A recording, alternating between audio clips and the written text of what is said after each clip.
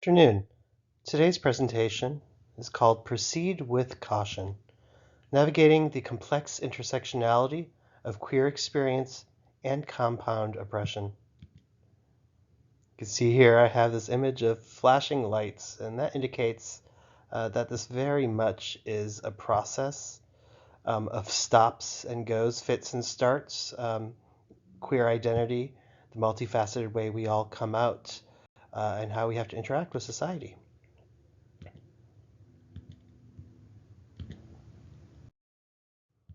First of all, understanding intersectionality, where racism, sexism, ableism, homophobia, heterocentrism, and transphobia meet.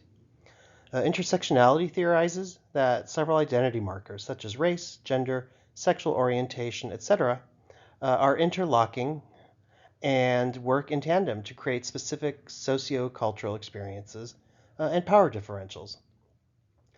These different interconnected identities can really create unique individual realities for every person and provide opportunities in which individual oppressions due to sexism, homophobia, heterocentrism, and transphobia can all work together, right, to create compounded oppressions. For instance, gender. One's gender identity or expression can interact with LGBT identity. For instance, such as how transgender individuals might have to navigate um, differing sexual orientations, specific gender ideologies and gender presentation. And this all gets processed through an LGBT context or lens due to trans people's frequent experience and interactions with the LGBT society overall. Racial and ethnic identity also has a play. Membership in a racial or ethnic minority group can increase minority stress increased by LGBT plus people. Specifically, they might face rejection from the greater dominant society based on their sexuality, based on their race, but they might also be excluded, marginalized by their community of origin, which oftentimes would be a protective community, but they're marginalized or excluded from that community because of their sexual orientation or gender presentation. And then within the LGBT community, intersecting identities, they help form environmental realities and perceptions completely unique from those of other LGBT people with different intersecting identities, right? Refutes the idea that there is a monolithic queer or LGBT identity, and it really bears out the multifaceted, complex nature of LGBT people and what they have to do to define their sexuality and gender. Overlapping and reinforcing oppressions, right? They're compounded and constant. Ream illustrates how specific oppressions overlap and reinforce each other. For instance, violence against LGBTQ people can be encouraged or discouraged by different ideologies and sociocultural memberships, such as LGBT people, for instance, belonging to certain religious or traditional communities. As an example, a transgender woman of color, a Christian, may face rejection from her protective religious community due to her gender identity, while sexism, transphobia, and racism would simultaneously interact, leading to compounded discrimination from the greater society. And what that means is it's not just sexism. If somebody presents as a woman, she might be treated in a sexist manner, right? But also, if the person perceives that that person is trans, they might oppress because of that. Or if they see that the person is black, they'll oppressed because of that. But because this person identifies as all three, they really interact in a really concise and tight manner to really increase the levels of oppression. Add to that the fact that even though she's black, she might get oppressed from the black community for being a woman or being trans.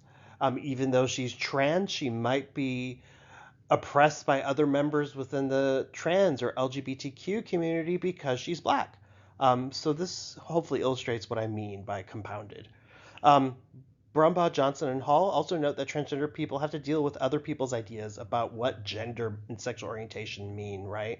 It means that transgender identity intersects with so many other aspects of a person's identity, like sexual orientation, so it can increase the difficulties trans people encounter. For instance, gender identity and sexuality are often conflated by society, right? So the intersection of these two distinct identities can make defining self and coming out really difficult and can compound depression.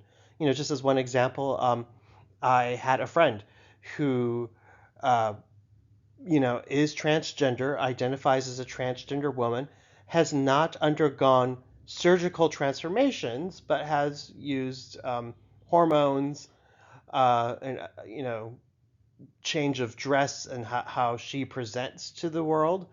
But to add to that, she also identifies as a lesbian transgender woman. And that really confounds people because they're like, oh, wait, if you like woman, why are you becoming a woman? Why didn't you just stay a man? And that, of course, underscores how these two identities can get conflated. Just because she identifies as transgender has no bearing on whom she's attracted to sexually. And so this is why coming out processes for people with these additional intersecting identities can really be complicated, especially as the greater society often lacks a context or an understanding that differentiates between gender and sexuality. Crispin McCabe discuss how being young can also add an additional level of risk, right? They must navigate not only intersecting identities, but then also the demands of youth, such as school, parents, peers, social media, and other expectations, combined with limited access to the protections of the LGBT plus community. And that further complicates experiences like coming out and contributing to negative mental health outcomes, insecure identity formation, drug use, sexually transmitted infections, and violence. And just as a personal reflection, right? I grew up as a gay teen in South Carolina, and while I was pretty much out to my friends from 10th grade onward, and the school, as a general, just kind of understood my sexuality.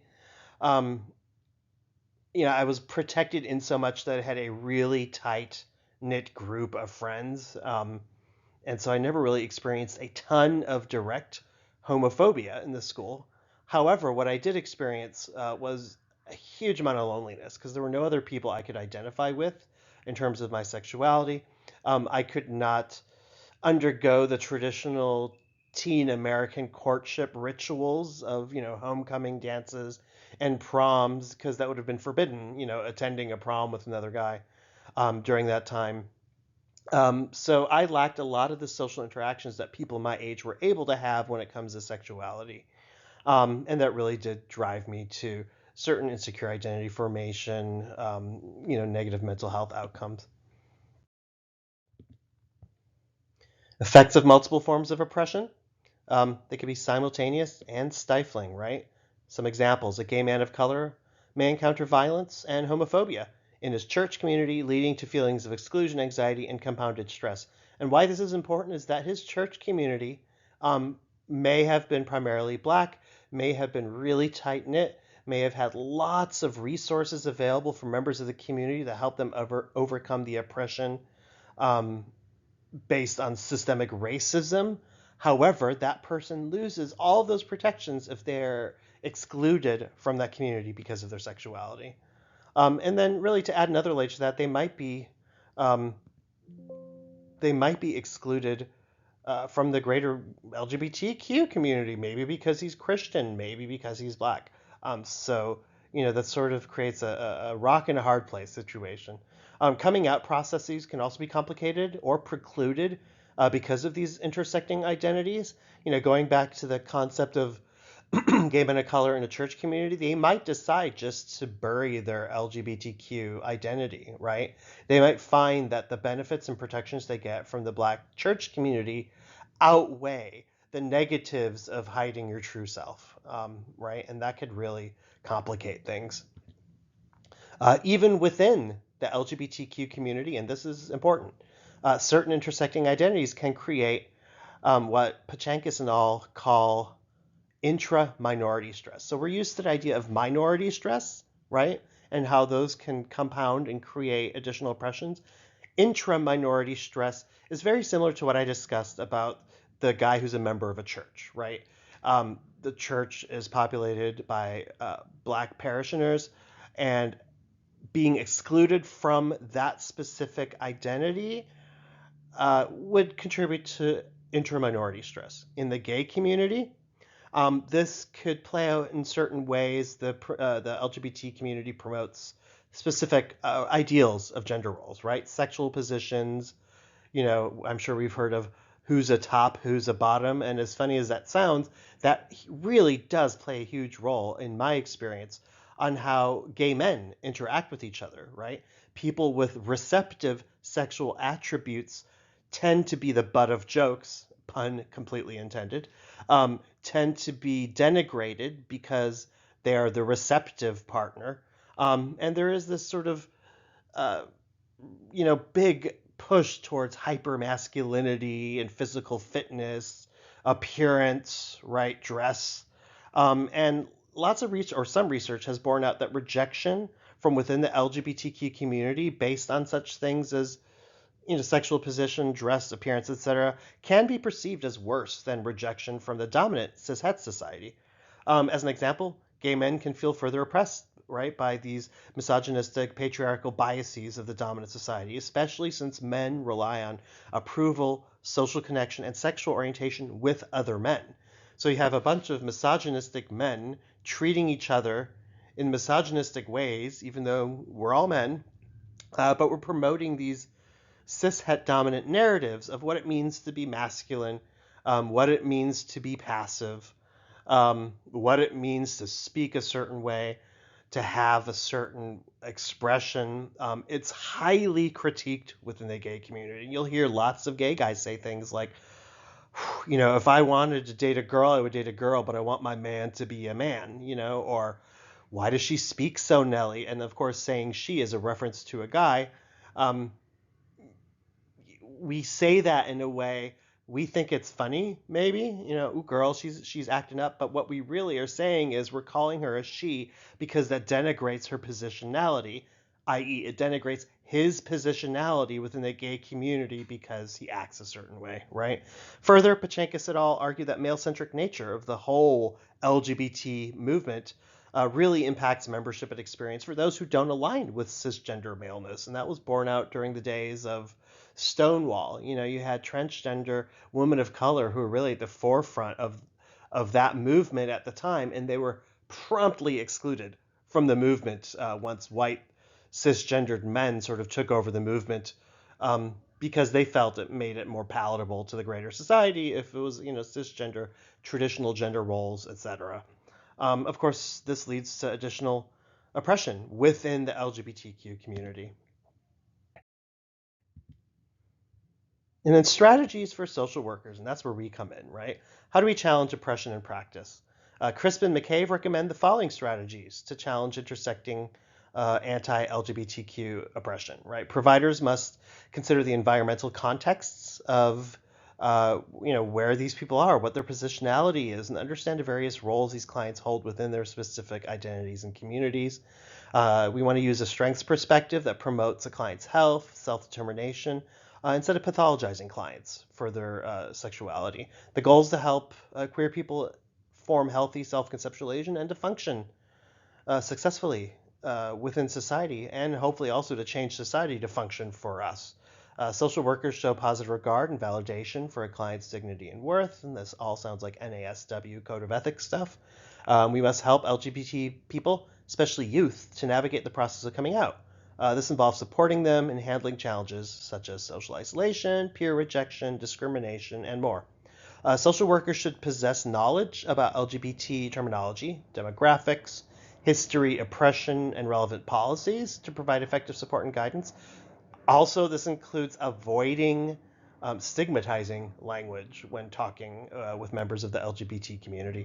And then on a macro level, of course, we want to advocate for changes of and challenges to policies that oppress.